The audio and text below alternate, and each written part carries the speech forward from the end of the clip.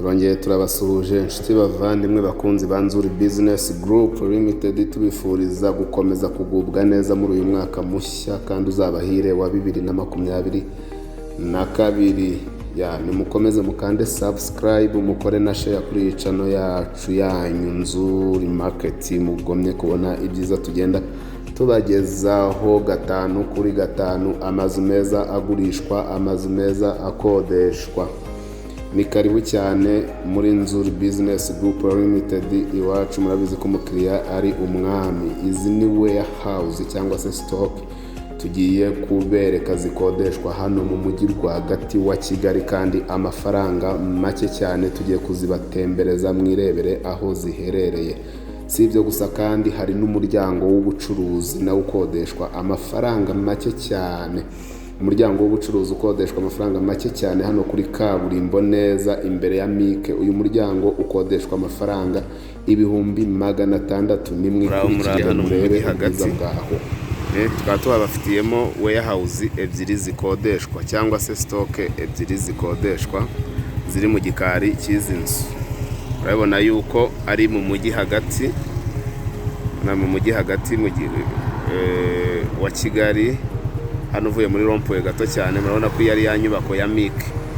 Izi nzu rero ziteganye na Mike ndetse na Shike hakurya murayibona. Aha rero tukaba tubafitiye stock ebyiri kandi nini zikodeshwa ku mafaranga makeya. Vuga ngo abacuruzi mwakwifatira izi stock, yani stock ebyiri, imwe ishaka 300,000, indi 200,000. Sorry, imwe 300,000, indi 400,000. Ni stock nini cyane zifite ubuso buhagije. Umanukamo hano muri iki gikari niho izi stock ziri. Stock zikodeshwa kandi amafaranga make cyane. Wabucururiza muri Shike, urabonye ko Shike iri hano kuri kaburimbo. Wabucururiza muri Mike, wabucururiza kwa Rubangura, aho wabukorera hose, wabucururiza downtown. Iyi stock wayikodeshereza ikagigufasha kubika ibintu byawe.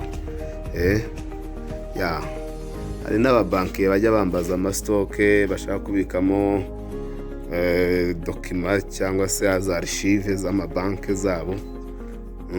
Hano iyi stock yagufasha rwose. Ni stock nini bihagije, nini ijyamo kontineri yose, ya kontineri bita long sash cyangwa se 24 pieds. Za kontineri nini. Iyi stock irimo hano, kugira ngo iyi stock rwose yagufasha muri hangana. Dusanze hakinze ariko ifite metero kare zigera kuri 50. Ni stock nini cyane. Hanyuma iyi ngiyi ni ishaka 400,000. Urabona ko ifite n'urugi runini sliding. Iyi ngiyi irakodeshwa amafaranga 400,000. Ni stock nini kandi ikeye, irimo amakaro, irimo isuku, irimo plafond nziza, uburyo kubikamo ibikoresho byawe by'isuku rwose ari sawa cyane, nta kibazo. Ni stock nini cyane. Hanyuma iyi rero ikabikodeshwa amafaranga 400,000 by'amanyarwanda, iyi stock cyangwa se iyi warehouse. Hanyuma rero aha hakaba hari n'ikigega cy'amazi. Hano rero muri uyu muryango uyu harimo iyindi stock, harimo indi stock ariyo ikodeshwa amafaranga 300,000. nayo ibasha kujyamo kontineri nini cyane ya 24 pieds. Za kontineri zimwe nini cyane.